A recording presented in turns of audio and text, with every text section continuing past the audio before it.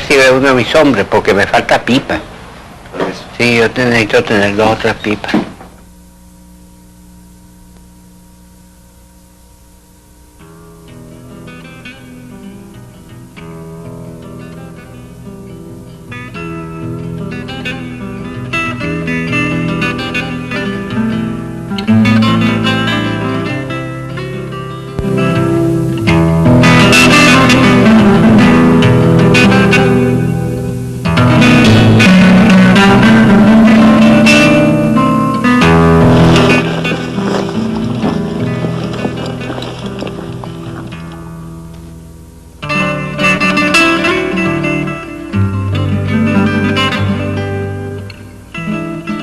Yo nací en una casa de una pareja feliz, sin riqueza, pero muy trabajadores ambos y bastante inteligentes. Sin mayor cultura, yo creo que mi madre apenas aprendería, estaría hasta 2º grado. Mi padre vino aquí de 7 años, fue entrañablemente venezolano, y en la Venezuela de entonces, el isleño estaba asimilado, era venezolano. Entonces, desde niño, mis padres me descubrieron el mundo de la lectura. Hacia 1813 o 14, que tenía yo 6 años, hubo algo muy significativo en mi casa. El periódico no llegaba sino 2 veces por semana, por el arreo de mula que iba de Caracas a Guatire, y mis padres se ponían a leer los periódicos en la sala de la casa. Y yo los iba agarrando discretamente y me los llevaba para mi cuarto.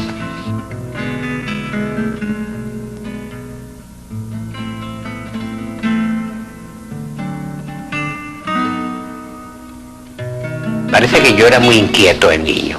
Y una noche hubo un temblor. Entonces cuando viene el temblor, mis padres salen corriendo a buscarme y no me encontraban a mí, porque yo estaba debajo de la cama con una vela leyendo los periódicos. Bueno, entonces fui muy buen lector. Yo estudié pues con muchas dificultades hasta 2º grado. Y en 2º grado teníamos que venirnos a Caracas porque no había más escuela. Mi padre, que él era el líder natural de la comunidad, reunió a la gente del pueblo, a la gente con dinero. Y entonces les propuso que por qué no se venía a Caracas, se buscaba un maestro y se abría una escuela privada. Entonces viene a Caracas y se presenta ya con un joven que tendría entonces unos 24 o 25 años, llamado José Fermín. Un muchacho que acaba de salir de la única escuela normal que había en Venezuela. Y resultó que era un romántico que al margen de la escuela se había leído su Montessori, su Pestalozzi, su escuela activa.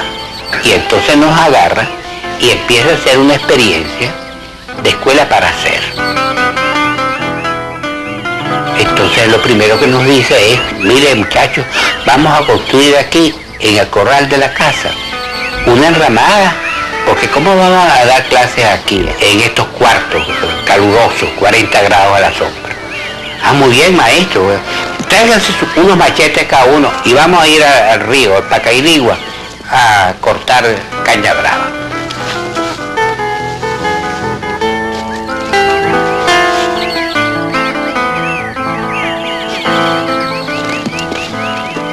Regresamos con nuestra caña brava al hombro, muy felices. Cuando llegamos a la casa me dice mi padre, bueno, pero ¿qué es eso, el maestro Fermín?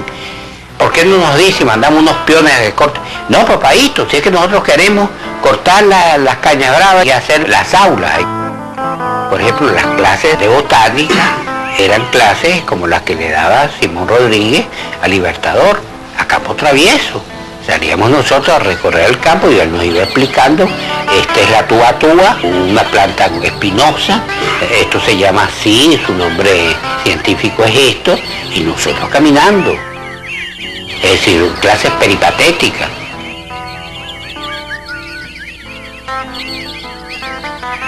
En una escuela que tuve yo, que era la casa esa de comercio donde trabajaba mi padre, que ahí llegaban toda la semana un arreo de mulas, y entonces me reunía yo en un almuerzo con 30, 40 peones.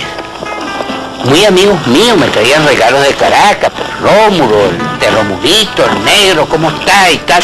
Y yo llegaba ahí dándole la mano y abrazo y cosas, y me sentaba con ellos y a oírle a conversar en ese español entrañable del siglo de oro y salpimentado de esas expresiones criollas que son las que uso yo, que tienen solera, son viejísimas.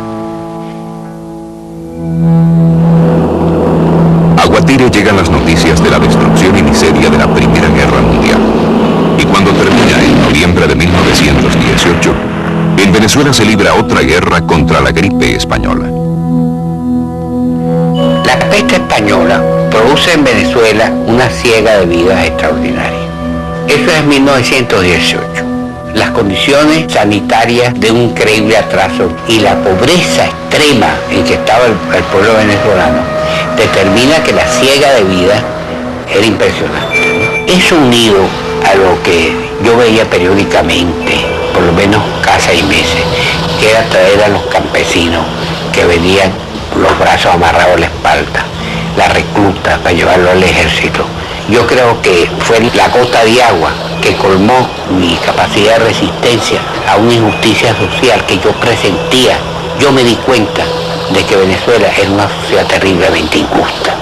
Es el año en que yo escojo definitivamente un camino en mi vida. Es decir, para decirlo con Martí, pues, con los pobres del mundo he echado mi suerte.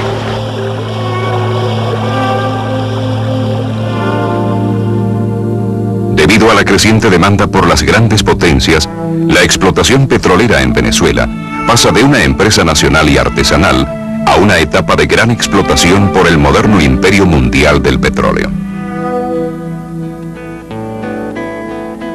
Al mismo tiempo, crece una incipiente clase obrera compuesta por campesinos aglutinados en torno a los centros de producción.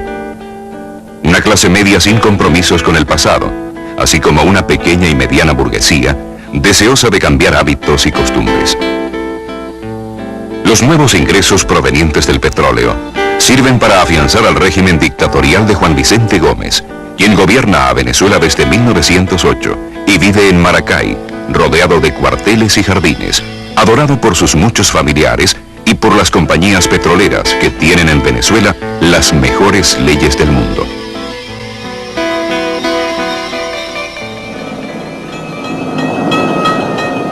Al principio de los años 20, la familia Bettencourt se traslada a Caracas con el propósito de que Rómulo siguiera los estudios de bachillerato en el Liceo de Caracas, el único plantel de secundaria que existe en la capital. En las aulas del liceo hay profesores insignes, pero el que más influencias ejerce sobre los jóvenes estudiantes es Rómulo Gallegos. Gallegos les enseña a tomar conciencia de la tragedia de Venezuela.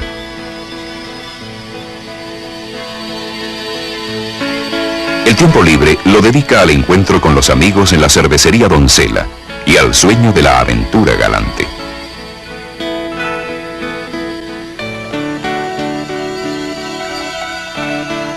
En 1926, Rómulo ingresa a la universidad a estudiar Derecho. Meses más tarde, Virginia, el pilar de la familia Bettencourt, muere.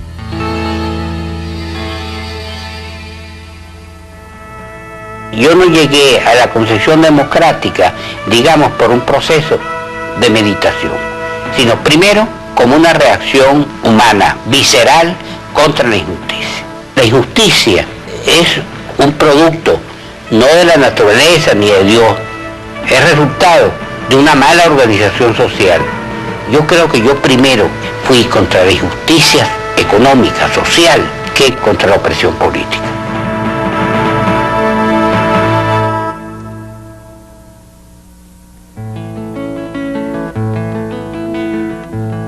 Hay un fenómeno en Venezuela que es muy interesante. La primera jornada, que puede llamarse una jornada cívico-lírica, que es la Semana del Estudiante, con discursos, con desfiles. Estábamos allí, Jovito Villalba, quien era compañero mío de estudio, y que habíamos sido los dos oradores que de una forma más clara nos habíamos pronunciado, no concretamente contra la dictadura de Gómez, sino en favor de la libertad. en un lenguaje lírico, encendido, romántico, más poético que político. Él en el Panteón y yo en el Teatro Río.